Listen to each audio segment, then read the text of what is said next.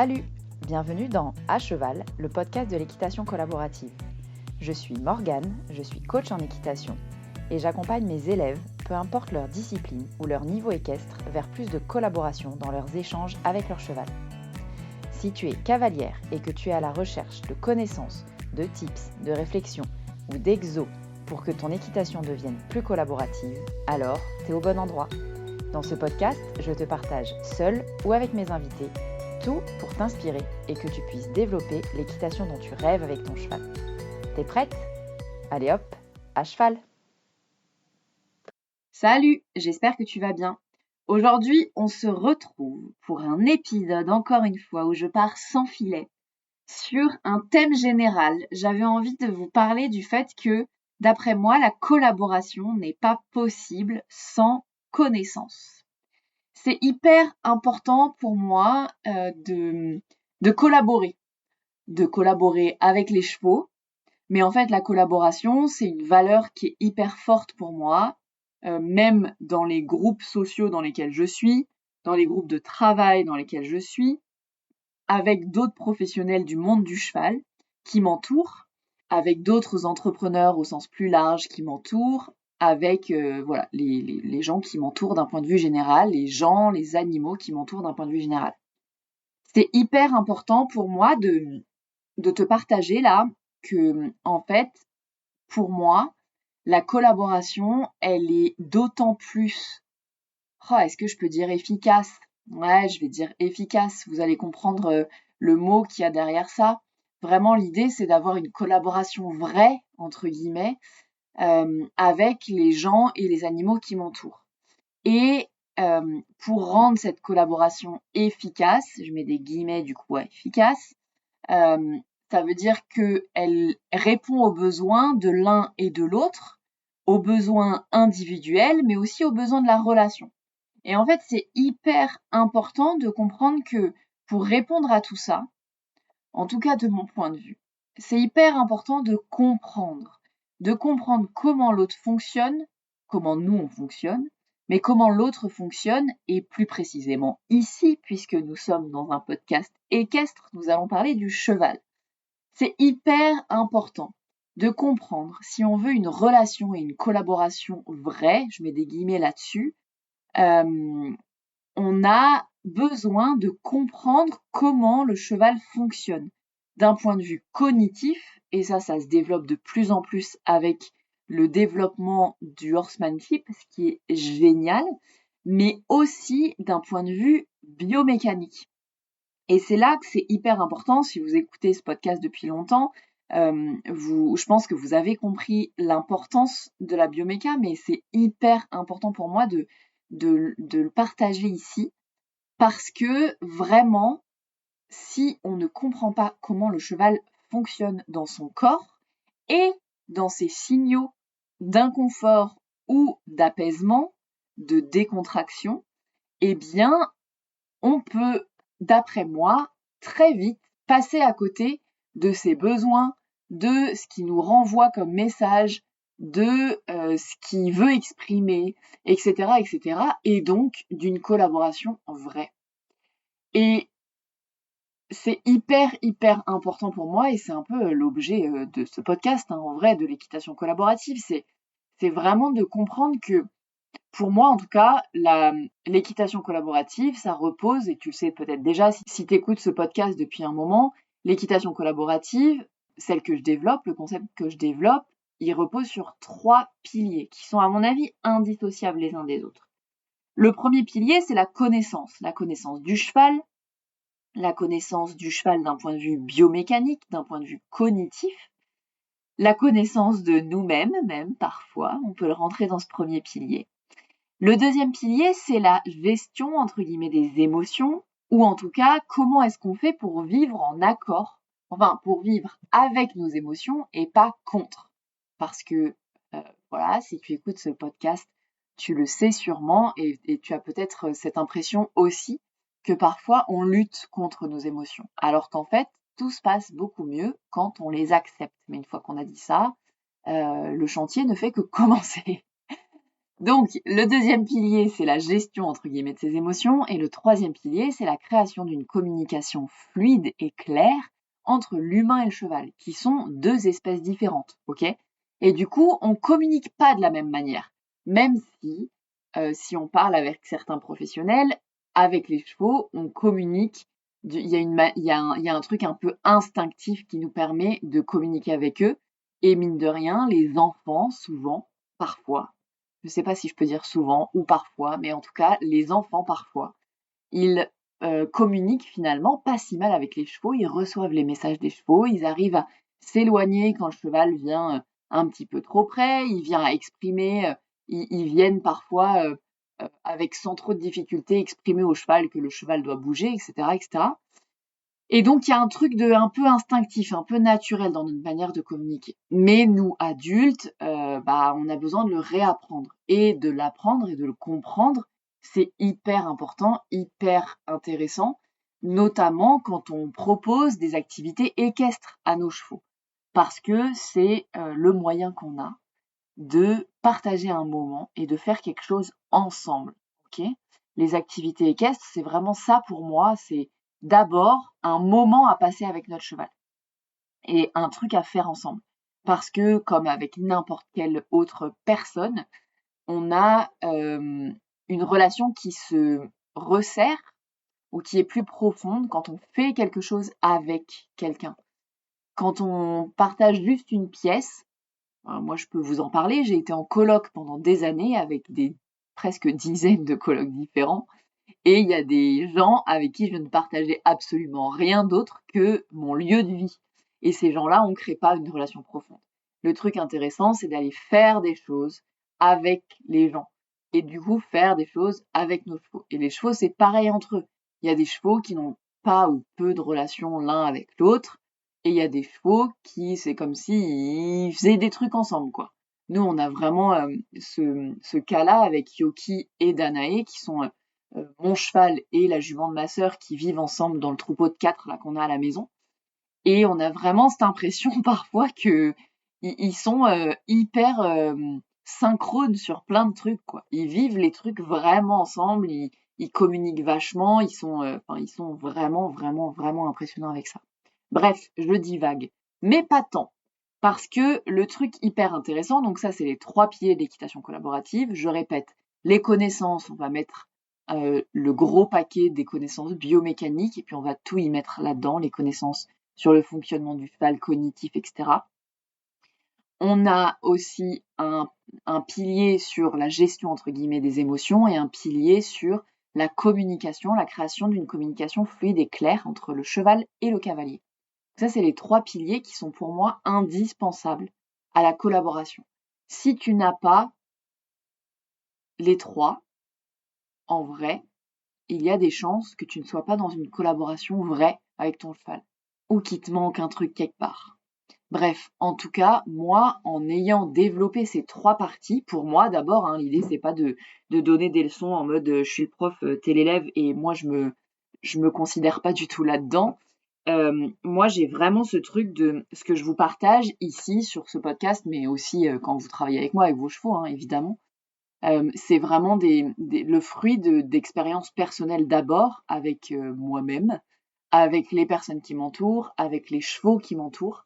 Et c'est hyper intéressant d'observer tout ça et d'expérimenter tout ça pour pouvoir vous les partager ensuite. Et c'est en développant ces 3 piliers-là que moi, j'ai l'impression aujourd'hui d'avoir une vraie collaboration avec mon cheval. Je crois que je vous l'ai raconté dans un autre épisode de podcast, mais il y a j'allais dire quelques semaines, mais quelques mois, peut-être maintenant, on a fait une séance avec Yoki, ça faisait très longtemps qu'on n'avait pas fait de séance. On a cette fois-là loué une carrière, parce que moi, j'ai pas de structure chez moi. On a loué une carrière, et puis en fait, j'ai eu vraiment l'impression que notre séance a été faite en totale collaboration. Que genre, mon cheval, il me disait, ah tiens, si on faisait ça. Et moi, je disais, ah ouais, pas mal. Et hop, il me disait, ah, est-ce que maintenant je peux faire ça? Et hop, et je lui disais, bah ouais, vas-y, gars, fais-toi plaisir, quoi. Donc il y avait vraiment ce truc de, oh tiens, je vais m'incurver un peu parce que j'ai l'impression que ça me fait du bien. Oh tiens, je vais me faire une extension d'encolure.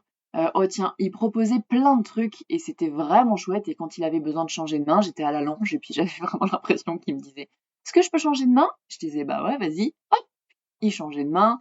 Il y avait vraiment ce truc de, pour moi, c'est vraiment la collaboration, c'est sur ce moment-là, j'étais vraiment en collab claire et précise avec mon cheval. J'étais là pour mon cheval parce que c'était une séance dans une carrière où mon objectif premier, c'était de faire du bien à mon cheval, de le remettre en mouvement physiquement. Et du coup, j'étais un peu, entre guillemets, au service de ce qu'il me proposait, quoi. Et ça, c'était vraiment cool.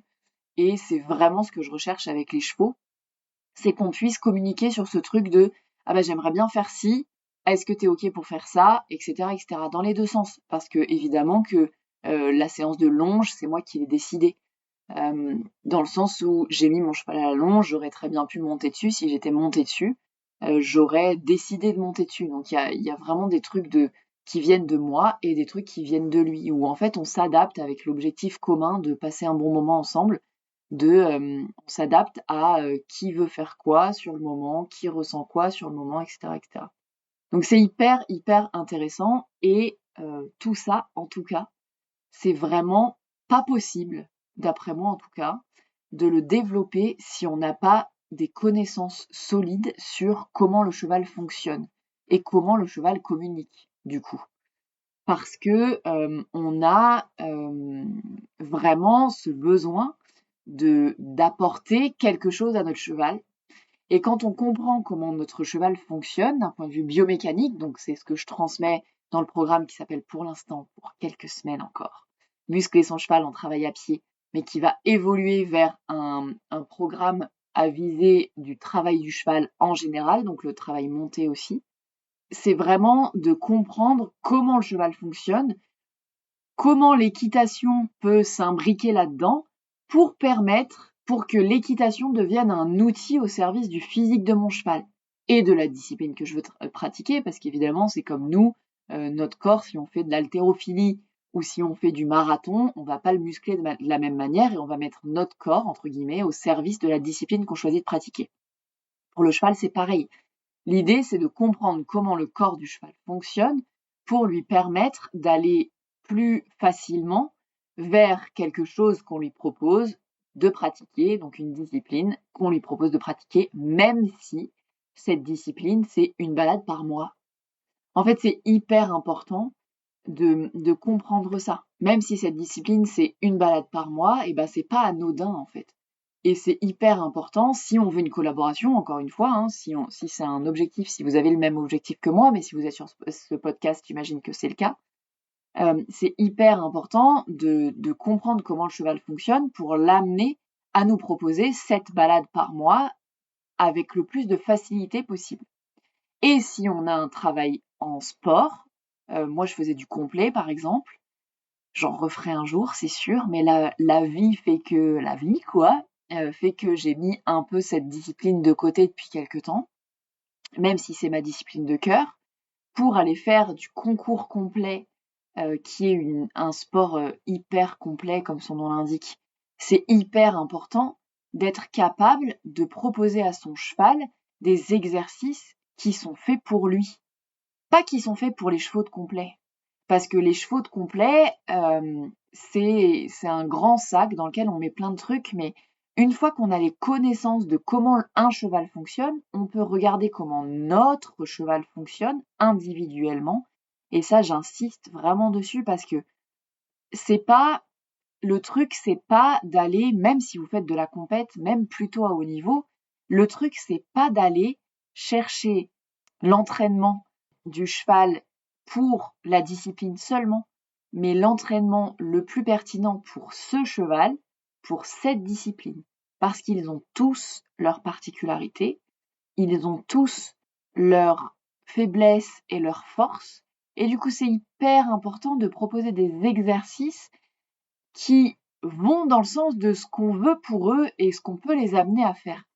Et ça, c'est vraiment, vraiment, vraiment important, et c'est pour ça que, d'après moi, si on veut créer une collaboration avec notre cheval, et donc respecter ses besoins, et donc être capable d'entendre les messages qu'il nous envoie, c'est hyper important et on ne peut pas se passer de se former pour avoir des connaissances en biomécanique notamment, comme je les partage encore une fois dans le programme qui s'appelle Muscler son cheval en travail à pied, qui va changer de nom bientôt parce qu'il va être avisé de l'équitation en général, mais il y a vraiment ce truc de qu'est-ce que je peux lire sur mon cheval en le regardant qui va me faire adapter mon exercice de cette manière ou de cette autre manière. Et c'est vraiment ce que j'avais envie de vous partager sur cet épisode, c'est les connaissances. Ça, on a parlé sur l'épisode dernier de l'importance des connaissances biomécaniques pour améliorer notre relation et quand est-ce que ça match la bioméca et la relation, parce que c'est pas toujours évident. Mais je vais vraiment rajouter une couche avec cet épisode de tout ça n'est absolument pas possible si on n'a pas les connaissances biomécaniques qui nous permettent de le faire et qui nous permettent de lire le cheval avec une certaine finesse. Et on croit tous, c'est ça qui est ouf, c'est qu'on croit tous connaître les chevaux, alors que en vrai, on est très très peu à s'être assis devant une planche anatomique par exemple, ou on est très très peu à comprendre une planche anatomique. Et on est très très peu à comprendre comment le cheval fonctionne d'un point de vue biomécanique dans son mouvement. Et donc, si il n'utilise pas aussi bien ce postérieur que celui-là, peut-être que ça peut vouloir dire qu'il a des faiblesses à cet endroit-là. Et donc, peut-être que si je lui propose tel exercice de telle manière, ça va lui permettre de muscler tout ça différemment et de faire tout ça avec plus de... Enfin, en fait, ça va nous permettre de capter son message, quoi. Les messages que son corps nous envoie. Et c'est ça qui est hyper intéressant quand on a les connaissances biomécaniques. Et je dis pas que je suis arrivée et que j'ai tout compris, loin de là. Parce que vous allez voir que quand on met le doigt dedans, on peut aller toujours plus précisément. Mais l'idée, c'est, et moi ce que j'aime faire, avec notamment ce programme en ligne là, de muscler son cheval en travail à pied, c'est d'être comme le premier pied, le premier plongeon que je vous permets de faire dans la biomécanique et dans ce champ qui est passionnant et à mon avis infini, qu'est la biomécanique et la compréhension du fonctionnement physique du cheval et plus de l'équitation au service de ce physique du cheval. De l'équitation, qu'est-ce que ça induit sur le corps de mon cheval et qu'est-ce que je peux permettre à mon cheval de développer grâce à ces exercices d'équitation? Est-ce que je peux permettre de développer le bien-être de mon cheval, peu importe son type de physique, grâce aux exercices d'équitation, et ainsi de suite, et ainsi de suite, et ainsi de suite. Voilà, donc c'est vraiment hyper important pour moi de vous transmettre sur cet épisode de podcast ce truc de, pour moi, la base de tout ça, c'est d'acquérir des connaissances. Vraiment. Des connaissances sur le fonctionnement du cheval, bioméca. Des connaissances sur le fonctionnement cognitif du cheval, et je reviens là-dessus sur le programme aussi. Des connaissances sur la manière dont il fonctionne d'un point de vue individuel, vraiment. Et tout ça, c'est vraiment ce vers quoi j'ai envie de vous emmener avec le programme Muscler son cheval en travail à pied, je le répète, qui va changer de nom tout bientôt.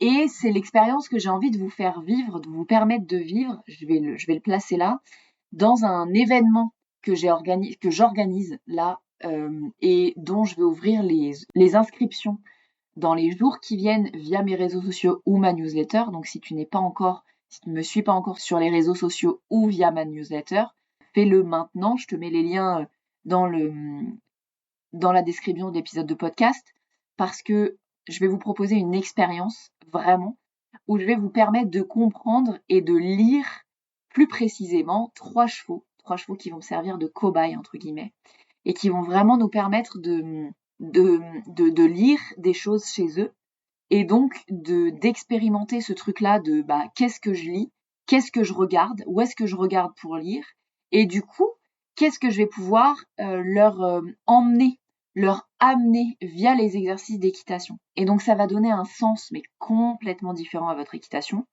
et ça va vous donner un objectif complètement différent avec votre équitation où vous allez passer de simplement je vais techniquement progresser pour passer un exercice supplémentaire que j'ai jamais réussi à passer avec mon cheval à quoi ma séance me sert. Là, clairement pour améliorer le physique de mon cheval.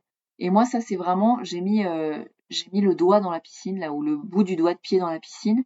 Et c'est vraiment une piscine dans laquelle on a envie de plonger ensuite. Donc, je vais te mettre les liens pour me suivre sur les réseaux sociaux et ma newsletter en dessous de cet épisode de podcast, parce que c'est hyper important que tu puisses me suivre sur cet événement-là, enfin si ça t'intéresse en tout cas, de comprendre comment le cheval fonctionne et du coup de développer par conséquent, je crois qu'on dit, une collaboration entre guillemets plus vraie, plus profonde, plus proche avec ton cheval. Donc si jamais ça t'intéresse, je vais conclure là-dessus cet épisode. Vraiment, ziote ce qui arrive et inscris-toi et viens vivre ça parce que comme la collaboration, c'est une de mes valeurs fortes, il y a un truc hyper intéressant, c'est qu'on va essayer de collaborer entre nous pour aller tous vers cet objectif-là. Donc j'ai vraiment envie d'une expérience collective et je vais mettre en place ce qu'il faut pour une expérience collective sur ce moment-là, cette expérience-là. Donc viens vivre ça avec nous. Et voilà. D'ici là, je te laisse et puis je te dis à la semaine prochaine pour un nouvel épisode du podcast À Cheval, le podcast de l'équitation collaborative. À plus!